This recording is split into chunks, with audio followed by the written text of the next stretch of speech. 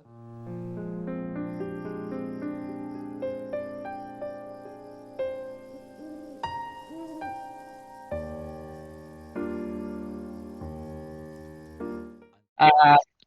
Assalamualaikum warahmatullahi wabarakatuh. Sama kita dalam Facebook Mencari Rahmat dan Facebook Abirul dalam Sembang Rahmat bersama saya Naim Al-Kalantani, pelajar ijazah sarjana muda dalam bidang penulisan kreatif dan filem, dan pengarah filem Mencari Rahmat Tuan Al-Jeffrey.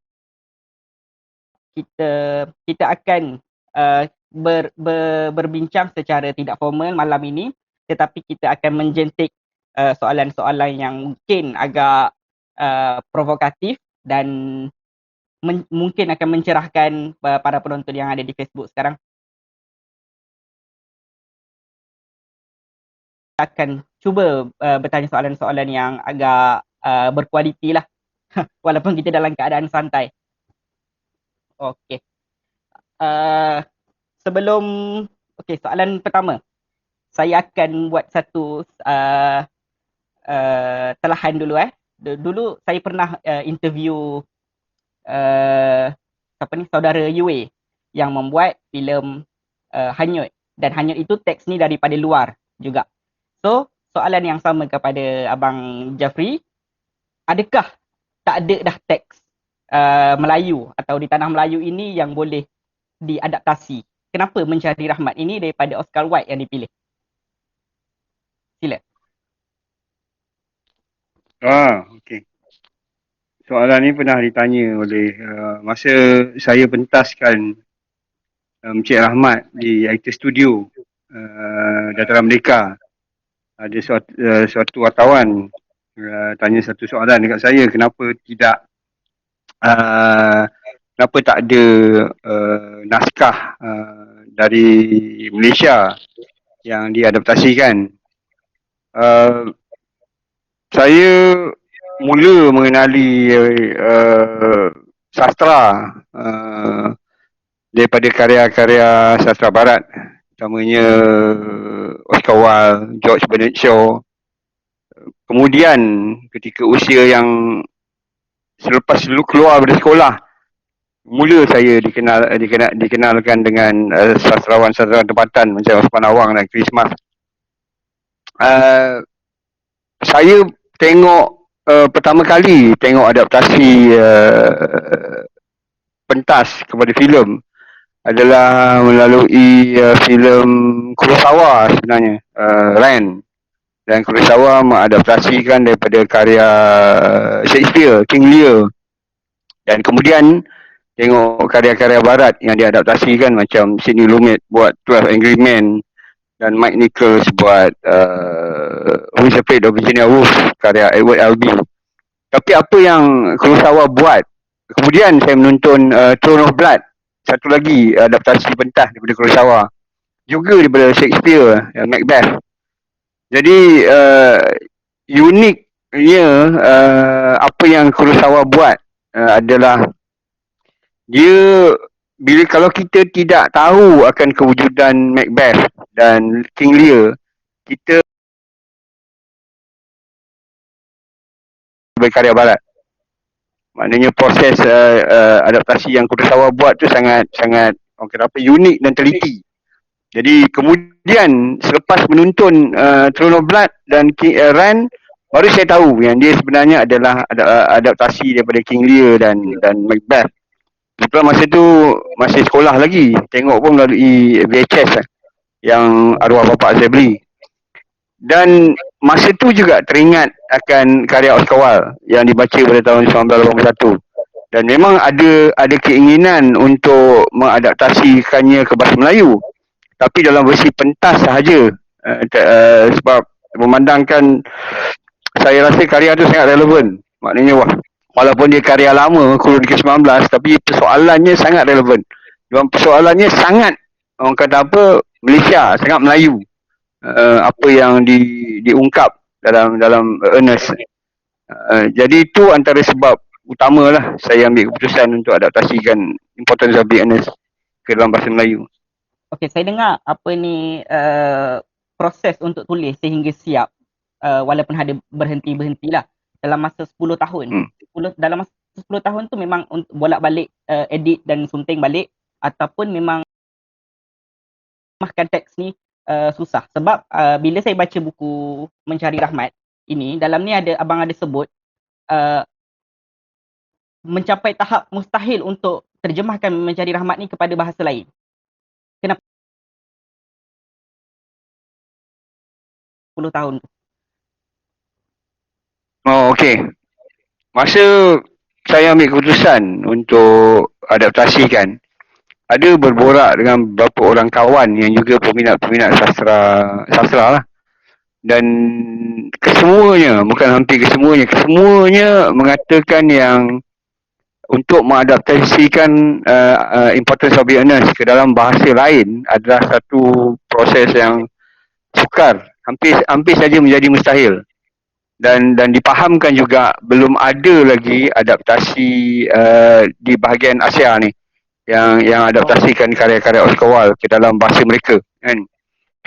Dan orang kata kalau tengok kalau kita tengok sejarah, kalau pernah tengok satu filem tajuk dia Apocalypse Now, filem tu diadaptasikan daripada karya Joseph Conrad, tajuk dia Heart of Darkness. Dan sejarah filem tu bila Francis Ford Coppola dengan penulis skripnya John Milius, Coppola cakap Heart of Darkness ni dah ramai orang cuba nak adaptasikan ke filem, tapi tak seorang pun jadi, termasuk Orson Welles, perkara-perkara besar cuba nak adaptasikan kepada filem, tapi tak ada. Itu satu, kalau kita cakap dekat seorang penulis yang baru, itu sebenarnya satu cabaran. Jarang-jarang penulis yang berani tidak sanggup untuk sahut cabaran tu. Jadi bila budak yang degil, bila orang ramai kata mustahil, kita jadi lagi nak buat lah, kan. Tapi bila saya tulis kali pertama, draft pertamanya ambil masa 3 bulan. Dan setelah siap, saya baca balik, itu adalah skrip yang paling teruk sekali saya pernah baca. Maknanya, ya, tulisan saya dia teruk, memang dialog dia teruk, memang kalau kita baca pun boleh nak muntah. Jadi saya sedar yang dia langsung tak bagus. Jadi kita orang kata apa, letak dulu tolak tepi skrip tu, dan saya relax setahun sebelum saya sambung balik tulis Mencari Rahmat. Dan proses ni berterusan sehingga 2001. Daripada 1991 hingga 2001. Maknanya dah tulis, rasa tak bagus, dialog teruk, dan buat lagi, dan fikir. So saya sendiri adalah orang kata apa, kritik saya yang paling orang kata paling kritikal dan paling besar. 1991 mula menulis. Mula menulis 1991. Ya. 10 tahun selepas baca naskah tu, dan 1991 mula tulis. Dan habis pada 2001. Waktu tulis tu, adakah terjemahan dulu atau memang dah buat tulisan pentas? Kalau terus buat adaptasi, kalau buat terjemahan lagi mungkin makan masa 20 tahun. Maksudnya sebab saya pun tak pernah baca Oscar Wilde punya naskah ini. Adakah berapa persen, kalau Abang Jack boleh bagi berapa persen persamaan dia? Okey, kalau plot dia sangat ketat. Plot dia hampir saja 90%. Maknanya daripada mula sampai habis memang plot dia tak lari. Tak ada, orang kata bukan loose adaptation. Tapi dari segi orang kata apa, pertuturan, dialog tu memang banyak diubah. Dan sedikit diedit sebab versi asalnya saya rasa kalau kita stage kan ataupun filem kan boleh makan 3 jam lebih. Jadi ada banyak orang kata apa, berlaku proses edit kat situ. Dari segi penulisan dan juga masa filem lah. Okey, para penonton yang sedang menonton, sebenarnya Mencari Rahmat ni sebelum atau sedang lepas dikeluarkan pada tahun 2017 ke 2018, saya pun kurang ingat. 2017. Okey. 17. Dikeluarkan sekali dengan buku Mencari Rahmat di sebalik lensa yang diselenggara oleh Sue A. McQueen. Dapatkan buku ni di Gerak Budaya ada di Kinokuniya dan Shopee Tokosu dengan harga RM45. Okey, untuk berkenaan buku ini, saya nak tanya Abang Jeb, kenapa perlu Hmm. buku ni? Sebab sebelum ni saya jarang, saya rasa saya pun tak pernah. Sebab saya bukan pelajar filem sepenuh masa. Jadinya bila saya tengok buku ni, mungkin ini adalah yang untuk saya lah. Saya tak pernah baca buku yang di sebalik tabir. Kalau ada pun dia berupa coffee table book macam Hanyut. Hanyut ada banyak gambar kan dan buku tu sangat mahal. Dan Ya. ini ada proses kreatif itu ada dan turut disertakan skrip asal. Kenapa buku ni penting? Okay. Kenapa dan ada? Uh, ah, sebenarnya uh, lagi bagus tu ada buku dengan dokumentari sekali, tapi buat masa ni buku tu sudah cukup untuk komplement filem ni.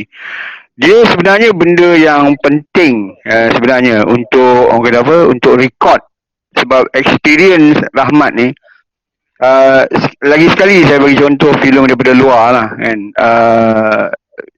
Filem favourite saya Apocalypse Now, filem tu susah nak dibuat. Maknanya proses penggambaran dia makan masa setahun, dan pengarah dan producer dia hampir bankrupt, pelakon utama dia kena sakit jantung. Jadi sangat susah, antara filem yang paling mencabar dibuat dalam sejarah perfilman.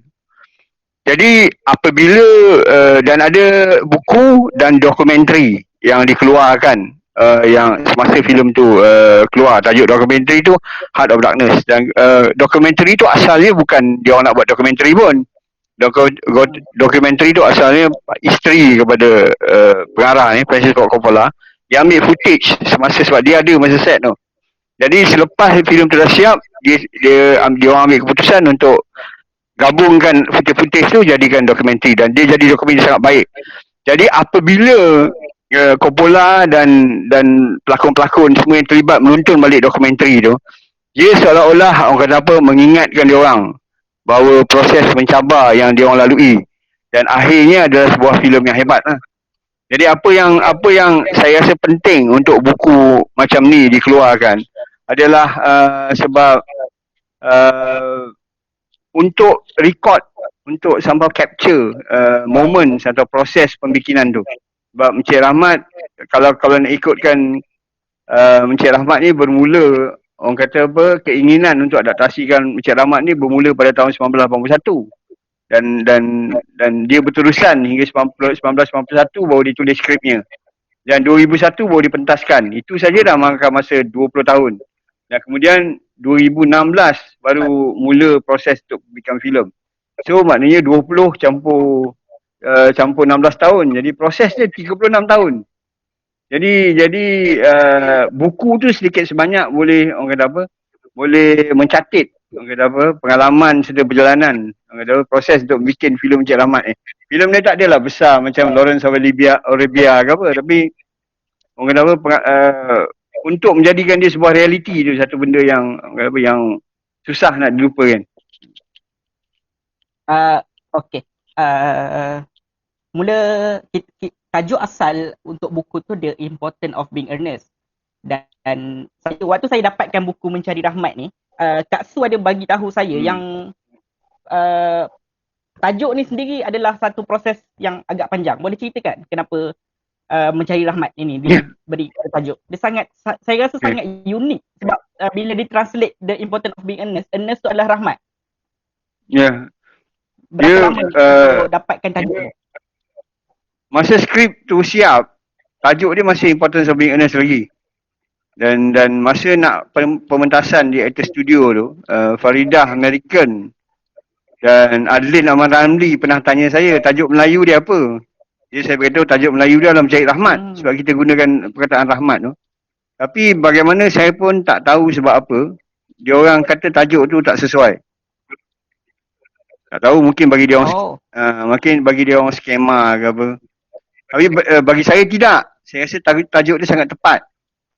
Tapi dan disebabkan oleh saya tak ada kuasa dalam proses pemilihan tajuk untuk pementasan tu, jadi saya terima je lah tajuk dia. Dan saya pun baru masa tu.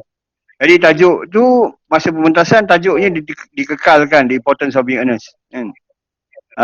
Tapi apabila tiba masa untuk adaptasi filem dibuatnya, saya sebagai seorang director naklah supaya tajuk Encik Rahmat digunakan, sebab saya rasa tak ada tajuk yang sesuai melainkan Encik Rahmat. Sebab Mhm. bagi saya seperti yang ramai percaya, satu adaptasi itu sebenarnya adalah satu pengkaryaan, bukan terjemahan. Jadi bila kita dah pegang proses pengkaryaan tu, saya rasa tajuk dia pun perlu diubah. Bila saya tengok pertama kali 2017 ke 2018 di Kuantan, saya menonton ini adalah saya tak pernah lihat 18. ataupun tak pernah tonton uh, filem yang sebegini, sebab bagi saya ini adalah filem yang secara dasarnya filem ini dirakam untuk buat stage play. Dan kalau kita ambil sebuah frame filem itu diletakkan di atas pentas, saya rasa memang dia akan jadi stage play. Kenapa Abang Jeb nak buat macam itu? Maknanya tak nak ubah daripada stage play Oscar Wilde kepada filem ataupun kepada beberapa shot dalam filem. Kenapa nak buat juga dengan bahasa begitu? Saya paling kita penonton nampak ialah bahasanya, cara penggunaan bahasa dia. Kenapa nak buat juga macam tu? Okey. Ada beberapa sebab. Pertama, kalau diingatkan, Importance of Vietnam ni sudah 2 kali difilmkan. Satu pada tahun 1952 dan satu lagi pada tahun 2002. Kan? Dan kalau kita tengok sejarah, orang kata apa, adaptasi naskah pentas ke filem. Contohnya daripada awal lagi, daripada tahun 40-an, macam Laurence Olivier buat Hamlet, buat Henry V, dan Sidney Lumet buat 12 Angry Men. Jadi kita tuntun balik, ada percubaan untuk memfilmkan naskah pentas. Contohnya kalau kita tahu Importance of Vietnam tahun 2002 tu memang difilmkan sebagai macam sebuah filem. Maknanya dia menggunakan lokasi yang pelbagai lah, lokasi luar, bukan lokasi di dalam. Kalau kita tengok balik versi yang Colin Firth berlakon ni, dan sama juga yang lain. Tetapi masalahnya daripada pengalaman saya, apabila sesuatu naskah pentas diadaptasikan sebegitu, ada juga yang berjaya. Macam Bong Joon-ho buat Memories of Murder. Dia jadi. Tapi kebanyakannya orang kata apa, tidak dapat orang kata apa, capture orang kata apa, essence ataupun energi karya pentas, naskah pentas tu. Jadi bila saya tengok Ernest yang 2002 tu, saya rasa versi tu tidak berjaya bagi saya, tak dapat capture energi Ernest yang asal, Ernest naskah. Sorry, saya interrupt. Maksudnya Abang Jeb nak juga bawa pentas itu ke filem? Maksudnya energi dia, pentas ni dia ada satu essence dia ada satu energi dia. Sebab bila kita buat pementasan, bezanya adalah bila kita buat pementasan pentas, kita dapat direct reaction daripada penonton. So orang kata apa, energi pementasan tu sangat kuat, sangat rasa, sebab dia live. Tapi bila kita pindahkan ke filem, sebab pentas ni ditulis dengan begitu unik sekali dialog semua. Jadi bila kita gunakan location, biasanya tenaga dia, energi dia hilang. Banyak saya tengok karya pentas yang sebegitu rupa. Tapi bukan macam Kurosawa buat lah. Tetapi ada 2 karya pentas yang saya rasa berjaya, yang dia ikut bulat-bulat naskah asal. Terutamanya Sidney Lumet buat Long Day's Journey into Night. Satu naskah pentas oleh Eugene O'Neill diadaptasikan ke filem. Dan memang tidak ubah skrip dia. Macam Encik Rahmat pun kita tak ubah. Memang kita gunakan naskah pentas tu dan kita bawa kepada filem. Dan berjaya sebab saya rasa dia dapat capture essence of a stage play. Jadi itu yang saya nak, supaya orang kata apa, menghormat saya mungkin sedikit konservatif, tapi untuk menghormati karya asal Oscar Wilde tu, dan untuk capture energi stage play tu. Sebab saya dah lalui 2 proses. Pertama untuk pentaskan dia di pentas, dan juga, kemudian untuk filmkan dia sebagai sebuah filem. Oh, okey, menarik. Saya baca rasanya makan bulan untuk apa ni untuk rehearsal dan syutingnya hanya makan masa 2 minggu. Betul? 10 hari. 10 hari. 10 hari. Kurang 10 hari. 2 minggu. Ha. 10 hari. Ha. Adakah 7 sebab hari. pertama Uh, 7 hari syuting, 3 hari on set rehearsal.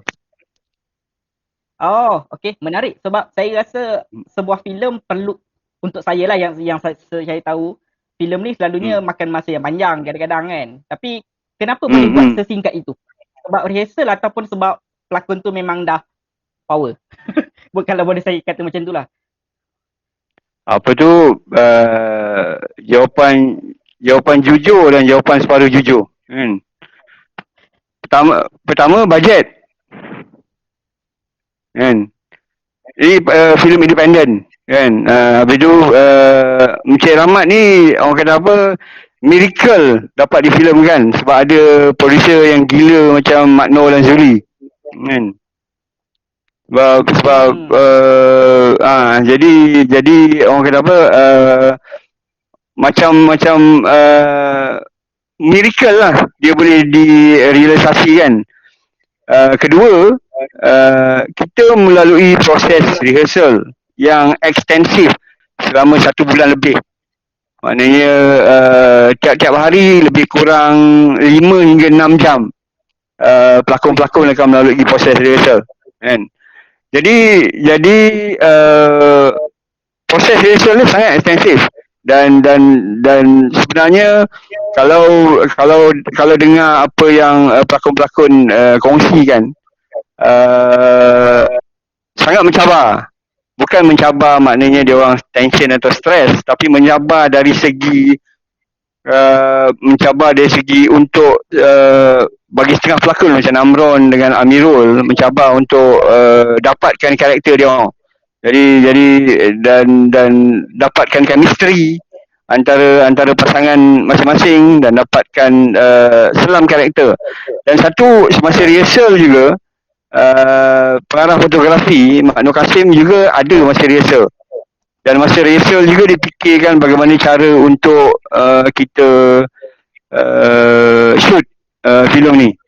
Sebab pertama sebenarnya kalau kita tengok skrip tu, sebenarnya ada 2 scene filem ni. Tapi eventually kita pecahkan kepada 3 scene kan. Dan in fact nak tahu adegan pertama tu kita shoot dengan menggunakan 62 shot yang berlainan, tapi kalau tak salah saya 43 shot yang akhirnya ada dekat final cut kan. Jadi itu satu sebab dia adalah scene yang panjang, banyak dialog yang panjang dan dia banyak single tracking shot, maknanya satu shot. Jadi kalau ingat ada satu filem Rusia tajuk Russian Ark yang dia punya scene tu daripada mula sampai habis satu single tracking shot saja kan dia shoot. Itu pun dia orang rehearse berminggu-minggu lamanya kan. Jadi itu juga selain daripada bajet, itu juga antara sebab apa kita ambil masa yang tidak panjang untuk shoot filem ni kan. Kalau saya tengok apa ni dekat filem ni, dia hanya menggunakan 2 set atau 3 maksimum. Waktu buat tu memang dah tahu dah ke, okey aku tak ada bajet ni, memang 2 je set waktu 1991 buat tu. Kalau bajet dia 100 juta sekalipun masih 2 set je. Okey. Maknanya memang telah dipikir awal untuk memang tak ada banyak tempat dan memang kat ruang tamu. Dua lokasi saja. Waktu okey, saya ada soalan kat sini. Okey, pasal bahasa tadi abang mungkin terlepas tadi yang saya tanya. Kenapa bahasa itu digunakan untuk menegur penggunaan bahasa rojak dalam filem ke, atau sebab nak bagi homage kepada pementasan teater itu sendiri? Okey. Kita tahu teater tu dan bahasa filem teater mungkin berlainan. Okey. Ada banyak yang dah tuntun cakap filem ni kelakar. Maknanya kelakar lah, tergelak. Dan saya jamin kalau bahasa pasar yang digunakan, filem ni tidak sekelakar itu. Okey. Sebab satire dan menganjing ni perlu stylize, perlu bahasa yang stylize. Jadi disebabkan oleh penggunaan bahasa baku lah. Orang kata apa, comedy level tu jadi naik setingkat lagi. Kan? Jadi saya bukan tak pernah cuba. Dalam hati tu pernah cuba nak mengubahkannya kepada bahasa. Masa proses 10 tahun tu, pernah ada cubaan untuk menulis dalam bahasa pasar. Tetapi bila baca sendiri kita sedar yang sebenarnya tidaklah selawak kalau dia digunakan bahasa baku. Okay. Waktu di sebalik tabir, waktu proses untuk syuting, waktu tu ada konfrontasi tak antara pengarah dengan pelakon atau pengarah dengan DOP? Macam ada benda yang tak setuju, bergaduh dalam set, ataupun semua profesional waktu tu? Boleh ulang soalan tu? Ada connection, ada putus sikit kan? Okay. Waktu dalam syuting, ada tak konfrontasi antara pengarah dengan pelakon atau pengarah dengan tim produksi? Sebab kita tahu filem ini saya rasa agak tinggi standardnya, dan adakah apa-apa yang dikata oleh pelakon pengarah perlu ikut atau sebaliknya?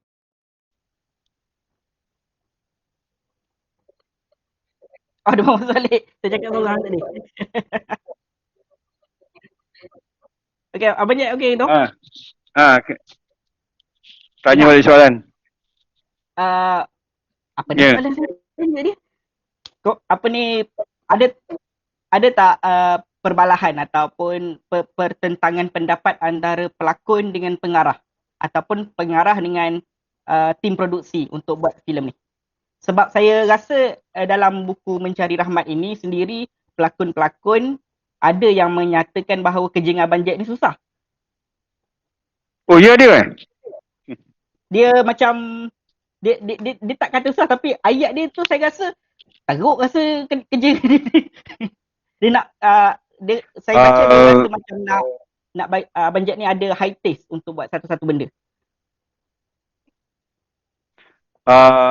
Malangnya tak ada perbalahan yang berlaku semasa rehearsal dan shoot. Tak tahulah kalau di belakang dia orang ada kata apa-apa, tapi nampak gaya semua, orang kata apa, semua berjalan dengan itu lancar kan. Mungkin berlaku beberapa pertukaran pendapat semasa proses rehearsal seperti kita mencari karakter. Tetapi tidak, diorang sangat profesional dan diorang anggap director ni macam cikgu besar. Jadi tidak ada rotan yang digunakan sepanjang proses gambaran. Untuk skala, okay, filem ni tak keluar lagi dan yang penonton boleh tonton di movie.com dalam 3 hari, 31 hari bulan. Akan ditayangkan di movie.com dan boleh dapatkan Mencari Rahmat ini di buku Mencari Rahmat. Nampak tak? Macam review buku dah.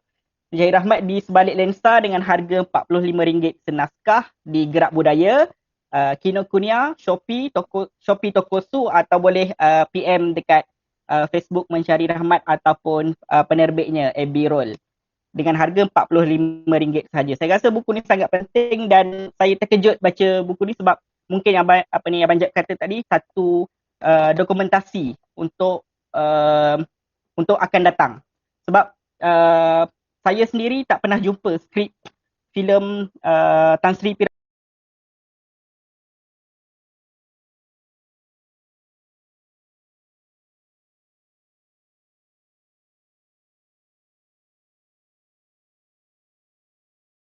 Filmnya. Dan buku ini penting sebab kita nak menanggapi bahawa 10-20 tahun lagi buku ni tetap akan wujud. Walaupun mungkin susah nak cari, tapi inilah yang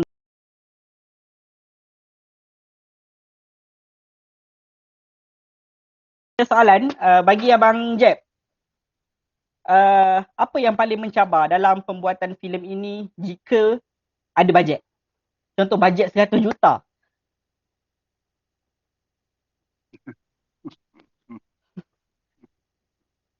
Boleh? Sebenarnya masa terfikir nak buat filem ni pun saya tidak membayangkannya.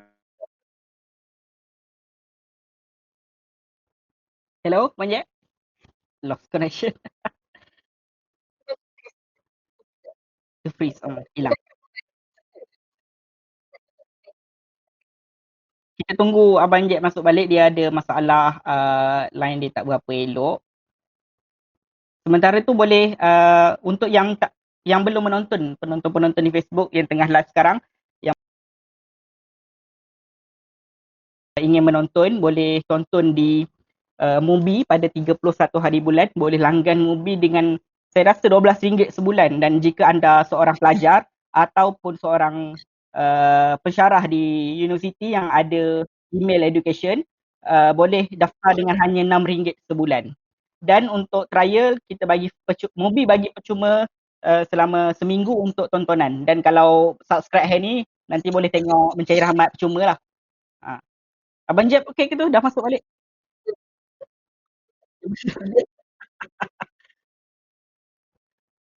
Sekejap kita tunggu Abang Jeb. Dan kalau untuk peminat-peminat buku, kita boleh dapatkan Mencari Rahmat ini di sebalik lensa. Apa ni, yang diselenggara oleh Su Imo Queen. Kalau beli daripada Shopee dia, mungkin dia akan sign macam saya ni lah. Dapat sign penyela. Okey, Abang Jeb. Okey.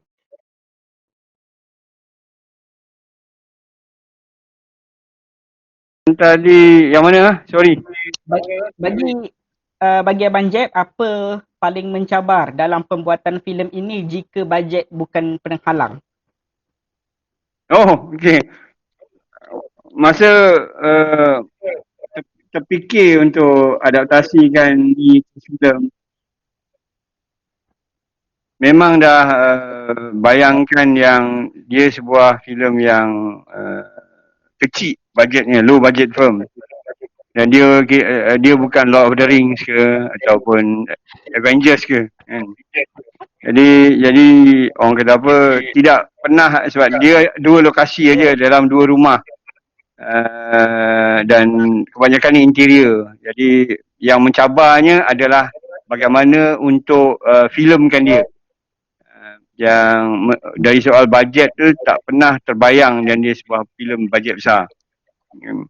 Dan tahu pun the worst pun mungkin set rumah tu sendirilah. Tapi apa yang dapat direalisasikan sekarang, saya bagi macam almost hampir saja 80% seperti apa yang saya bayangkan. Jadi orang kata tak banyak beza dari apa yang saya bayangkan lah. So saya tak pernah bayangkan Mencari Rahmat ni sebuah filem yang bajet dia besar. Kalau tengok 2000 jap saya baca. Alamak, saya lupa kat mana. Cuma ada, sebab saya dapat screenshot daripada dalam buku ni, ada screenshot Abang Jeb nak buat filem ni. Waktu screenshot ni adakah memang skrip tu dah siap ke tak lagi? Skrip tu dah siap lama dah. Skrip tu dah siap 2001 lagi. Screenshot tu tahun 2016. Oh, kenapa tergerak lambat? Lambat sebab masa tu dah confident sebab dah mengarah banyak kali. Maknanya tapi tak pernah mengarah filem lagi. Semua mengarah telemovie. Sebab mengarah ni kena... Siapa yang suruh Abang Jack buat filem? Mana dapat siapa yang memang nak jadi pengarah filem daripada dulu lagi. Tetapi menyedari orang kata apa, tanggungjawab pengarah filem ni besar dan banyak orang kata apa, pengarah filem ni dia lain sikit. Kalau pengarah telemovie tu mungkin okey sikit, tapi pengarah filem ni dia lain sikit. Dia perlukan orang kata apa, certain experience, certain pengalaman tertentu untuk mengarahkan filem. Sebab menulis lain, menulis kita dengan laptop aja ataupun typewriter aja. Sebagai pengarah ni kita deal dengan banyak faktor. Deal dengan pihak penerbit, kita kena deal dengan pelakon, deal dengan kru, technical crew, deal banyak benda yang kita deal. Maknanya pengarah ni dia dia psychologically kena prepare diri dia untuk menghadapi semua ni. Sebab dengan itu saja yang dia boleh selesaikan proses pembikinan filem ni. Jadi sebelum ni saya tak confident. Dan saya asalnya memang tak ada orang pernah ajak orang kata apa cabar untuk mengarah, tapi saya tak nak sebab saya tak confident. Tapi setelah Melo Bahasa Serajawali dan selepas Kembara Nak Dara datang confident ni, saya rasa saya boleh filmkan Encik Rahmat. Dengan tu yang post orang kata apa cuba nasib post dekat FB tu. Tapi orang kata apa disebab saya rasa macam fate kan disambut oleh Mak Nur Kasim dan kemudian AB Roll lah. Filem ni label dia PG-18. Saya pun waktu saya tengok tu terkejut kenapa filem kelakar dapat label PG-18 ni. Dan untuk penonton yang akan tonton di movie, kita tak ada sensor. Dan ada soalan, 2 soalan kepada berkenaan PG-18 ni kepada Banjak. Pertamanya, kenapa PG-18 ni ada? Adakah adegan-adegan yang tak sepatutnya ada? Yang kedua, memang nak buat ke adegan tu? Adegan ni ada. Saya ni peminat David Mamet. Dan David Mamet ni kalau tengok tulisan dia penulis naskah pentas, kemudian jadi penulis skrip filem. Dan kalau ikut karya David Mamet ni macam American Buffalo atau Glengarry Glen Ross, memang penuh sumpah seranah lah dalam karya dia. Memang bahasa-bahasa dia tak sedap sikit. Jadi disebabkan saya peminat David Mamet, jadi orang kata apa nak juga cuba dalam karya dia. Sebab bagi saya ada certain orang kata apa ada certain energy tertentu bila kita menggunakan orang kata apa bahasa yang sebegini.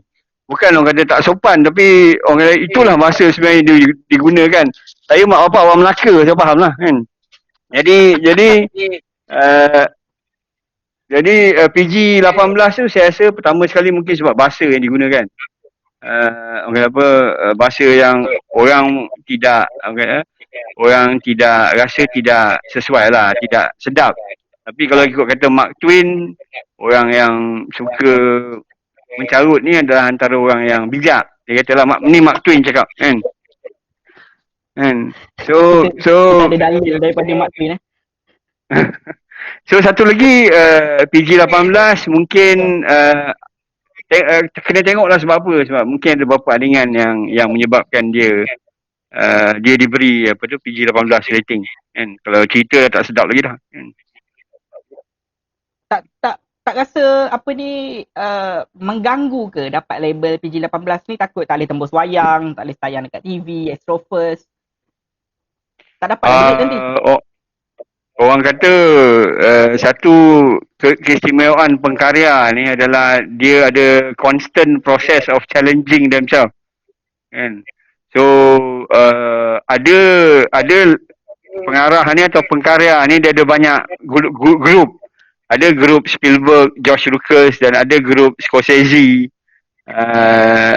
dan Sidney Lumet dan ada grup Quentin Tarantino, grup macam tu. Saya tergolong dalam grup yang satu lagi ni yang tidak peduli tahi dengan apa yang orang kata. So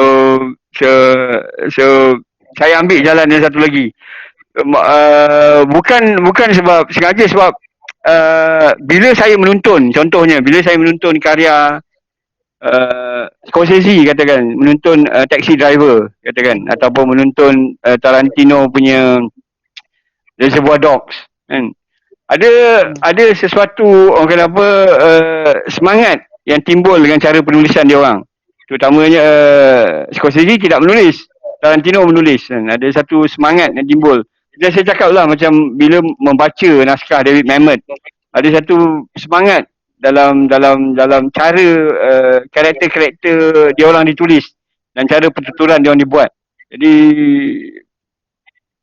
kalau nak katakan saya mengikut seperti apa yang dia orang buat, mungkin saya terpengaruh dengan apa yang saya buat. Tapi Encik Rahmat ada elemen unik dia sendiri. Maknanya tidaklah orang kata apa dia terlalu mengikut kebaratan sangat, sebab bahasa yang digunakan bahasa baku. Kan? Jadi memang kita orang nak buat macam tu. Dan memang saya bayangkan Encik Rahmat bukan untuk tuntunan kanak-kanak. kan. Tapi malangnya anak saya dah tonton banyak kali dah. Itu tak boleh buat apa. Dan saya teringat kalau apa ni Abang Jeb kata, antara Abang Jeb kata tadi, kalau kita tiru orang lain, contoh Abang Jeb tiru Naim, Naim akan ada banyak atas muka bumi ni. Tapi kalau Abang Jeb ikut diri Abang Jeb sendiri, Abang Jeb ada seorang je atas muka bumi ni. Saya ingat, saya lupa siapa kata ya. tu. Dia ada orang pernah tanya, saya tak takut ke kalau orang kata apa, karya saya diambil, kalau skrip dibiar takut orang diambil tu. Dia macam tu, sebab dia akhirnya pengkaryaan ni dia interpretasi. Maknanya ada satu skrip, tapi bila dibuat oleh 3 pengarah, ada 3 interpretasi yang berlainan. Dan tak ada orang yang boleh buat macam apa yang saya buat. Dan sama juga, saya pun tak boleh buat macam apa yang orang lain buat. Jadi karya seni adalah macam tu. Jadi saya tak pernah risau tentang plagiat ke apa ke, sebab tidak ada orang yang boleh akan buat sama macam saya. Okey, kalau untuk contoh Abang Jeb, ini naskah bukan daripada naskah kita. Kalau ada satu peluang untuk filmkan naskah tulisan di penulis tempatan, novel atau apa-apa, pentas atau ikutlah, tapi penulis tempatan. Nak buat filem apa? Nak buat cerita apa? Saya pernah pitch, kan? Tak payah beritahulah pitch pada siapa, kan? Sebab kalau betul marah pula dia orang nanti, keluar pula dekat berita. Saya pernah pitch karya Christmas. Karya Rimba Harapan. Okey. Saya pernah pitch Rimba Harapan, dan kalau ada peluang saya nak menterjemahkan ke filem, saya nak menterjemahkan Rimba Harapan. Oh, okey, menarik. Christmas ni bahasa yang sangat kemas lah saya rasa. Untuk Christmas apa ni, dia punya kekuatan pada bahasa. Ya. Saya dan konflik pun. Dia punya karakter dan konflik pun. Apa ni, untuk apa waktu abang apa ni dapat, lepas daripada dapat message menarik sebenarnya, sebab screenshot dalam buku ni, Abang Jeb start buat movie ni rasanya dengan status Facebook, dia cari orang macam tu je, dia tak pergi orang, dia tanya kat Facebook siapa nak buat je. Saya terkejut baca, gila apa dia ni. Itulah posting tu bermulanya Encik Rahmat. Oh, okey. Lepas tu dapat masuk ke Kota Kinabalu International Film Festival pada tahun 2017. Kota Kinabalu, Ini waktu ni filem ni memang dah siap tayang kat situ dulu. Memang nak untuk buat filem ni memang nak pergi ke festival dulu ke memang nak tayang sebenarnya dekat umum dulu? Asal dia disebabkan oleh orang kata apa,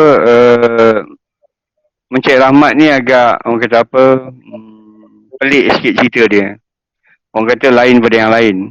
Jadi saya sendirilah secara peribadinya pun tidak pasti bagaimana reaksi penonton terhadap dia. Maknanya kita tak tahu lagi penonton suka ke atau tak suka ke atau menyampah ke, kan. Jadi memang niat saya dan juga pihak producer untuk tayangkan di festival filem dulu. Dan sama juga setahun lepas tu pun memang niat kita, sebab pertama sekali bajet independen kan. Jadi untuk tayangkan ke Pawagam tu agak makan belanja yang besar. Jadi kita target untuk tayang di festival dulu, dan setahun lepas tu kita buat tayangan eksklusif di merata negara.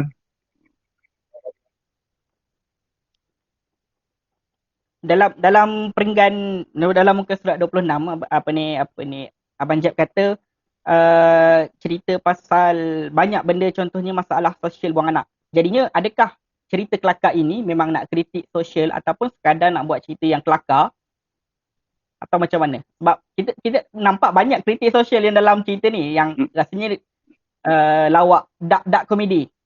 Tapi memang benda tu nak dimasukkan ataupun tak sengaja?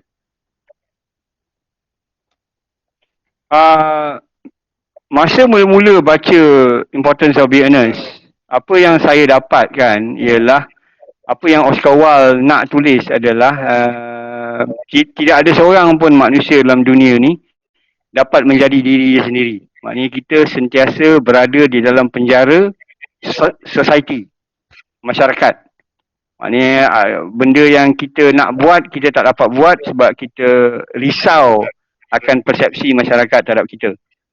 Jadi itu bagi saya adalah orang kata apa, individual tragedy yang berlaku pada semua manusia. Maknanya ada benda yang kita nak buat, ada yang benda kita nak jadi tapi kita tak boleh buat. Pertama sekali sebab kita risau mak bapak kita. Kedua, kita risau masyarakat sekeliling kita. Dan itu yang saya dapat daripada Ernest bila saya baca karya tu. Dan kemudian semasa muda kan, saya pernah muda kan. Semasa muda saya ada melibatkan diri dalam kerja-kerja sosial. Jadi pada masa tu juga termasuk ada orang yang saya kenal terlibat dalam kes mengandung luar nikah kan, dan akhirnya dia orang buang anak dia orang. Tapi apabila kita menemu bual dia orang, ini bukan soal dia orang tak sayang anak dia orang ataupun dia orang benci anak dia orang. Apa yang dia orang buat tu disebabkan adalah dia risau tentang pandangan masyarakat terhadap dia orang. Jadi itu sendiri dah membuktikan apa yang Oscar Wilde cakap tu betul. Maknanya masyarakat sendiri, society tanpa kita sedar adalah penjara yang paling kejam sekali. Maknanya arwah nenek saya selalu cakap yang kata apa, kelemahan manusia ni adalah apabila kita tidak sedar yang kita berbuat jahat. Jadi dan bagi saya Encik Rahmat itulah dia. Bagi saya itulah dia semangat Encik Rahmat. Okey. Ada beberapa soalan lagi yang tinggal. Untuk antara soalan last lah sebelum kita tutup sebab kita dah menghampiri pukul 10. Okey, kalau diberi peluang, adakah soalan pertama, Abang Jeb kena bersetuju dulu dengan saya, adakah filem ini dah puas hati?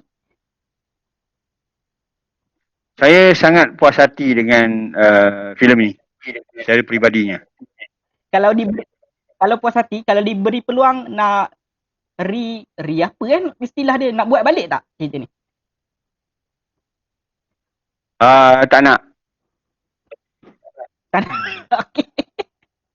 Memang untuk filem ini memang sudah pengarah sendiri sudah berpuas hati dengan apa hasil kerjanya. Ya. Filem ni filem ni dah cukup ramuan dia. Oh, dia cukup. Okey. Saya ada soalan, genre filem apa yang abang rasa macam senang untuk difilmkan? Adakah komedi senang ke? Sebab siapa-siapa boleh buat lawak. Saya pun boleh buat lawak. Komedi adalah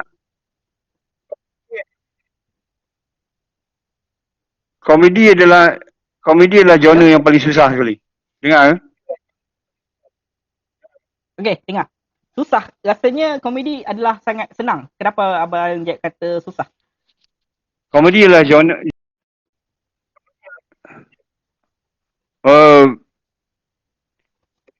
satu benda yang kita jelas, contoh masa apa yang kita lalui semasa rehearse Encik Rahmat. Komedi nak buat orang gelak ni sebenarnya susah. Saya punya idola Billy Wilder sini cakap yang mati lagi senang daripada komedi. Jadi untuk buat orang, sebab komedi ni involve timing dan timing ni komedi ni involve timing dan timing ni bukan boleh dipelajari. Timing ni natural, sebab tu orang kata kalau kita belajar kat universiti mana pun, kalau kita tak ada comedic timing memang kita tak akan kelakar. Ada setengah orang dia cuba jadi kelakar pun dia tak akan kelakar. Dan salah satu daripada saya sedari yang salah satu daripada strength saya, kekuatan saya adalah komedi. Banyak orang yang kelakar lah ni. Sebab kalau nenek saya sendiri kata saya seorang yang kelakar tu, maknanya memang saya kelakar lah. Saya tak tahu kenapa Abang Jack selalu mention nenek dia. Saya rasa arwah nenek Abang Jack rapat dengan Abang Jack waktu beliau ada. Saya dibesarkan oleh nenek saya. Oh, okay. Daripada kecil. Soalan cepat lah. hmm. Pras tak kena tunda 3 kali cerita ni? Lepas tu kena tayang dekat movie pula tu. Dekat online. Tunda 3 kali frust. Tayang dekat movie tak frust. Tak pernah oh, okay. Maknanya apa? Terbuka hatilah untuk tayang dekat akhirnya terbuka hati untuk tayang dekat platform digital. Digital. Yang kecil. Ya, lebih ramai, insya-Allah lebih ramai orang akan dapat tonton dan lebih ramai orang dapat tonton dengan versi yang tidak dipotong. Lupa.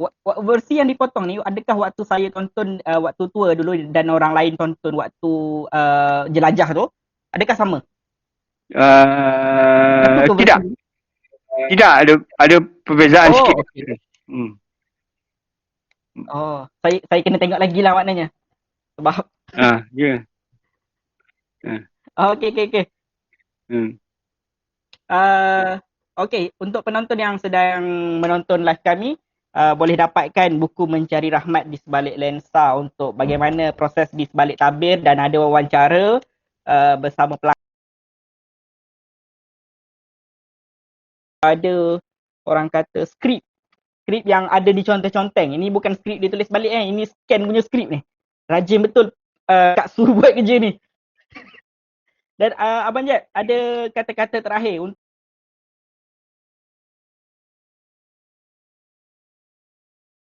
untuk terbuka hati tak kalau ada orang kutuk cerita ni?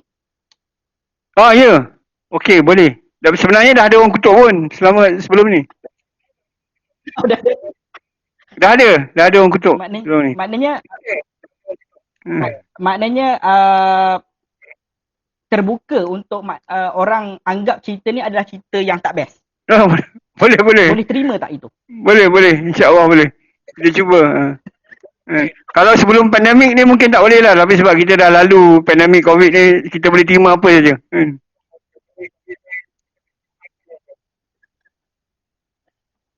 Okey, saya rasa saya dah tak ada soalan dan kita pun dah menghampiri pukul 10.01.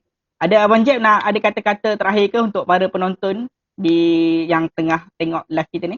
Tak ada, cuma saya rasa penonton perlukan Encik Rahmat.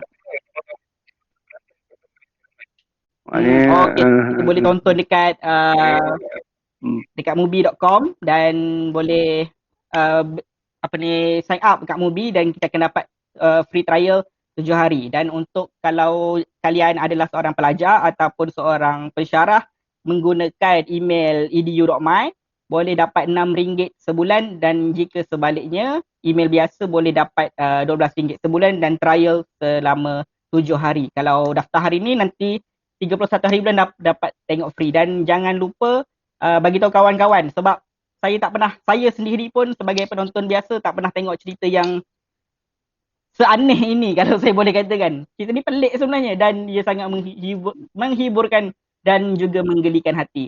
Saya rasa itu saja untuk forum kali ini. Terima kasih banyak Abang Jafri. Moga saya doakan dapat buat filem atau filem lagi selepas ini, dan jangan down lah sebab jangan down sebab 3 kali kena postpone tayang dekat panggung. Lepas COVID pastikan ada satu filem lagi. Okay, tutup forum ini dan kita mungkin akan jumpa di lain waktu dan lain masa. Terima kasih semua yang menonton. Terima kasih banyak. Okay, sama-sama. Aku ni yatim piatu. Aku tak ada saudara mara kat dunia ni. Jadi tak salah bagi aku kalau aku sendiri yang masuk Minang Ros.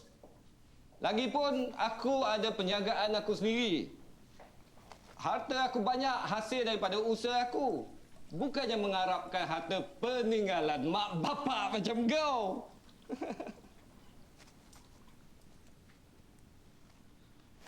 Macam mana pun aku tetap takkan benarkan kau berkahwin dengan Ros. Aku tak perlukan kebenaran kau untuk Minang Ros. Kau silap.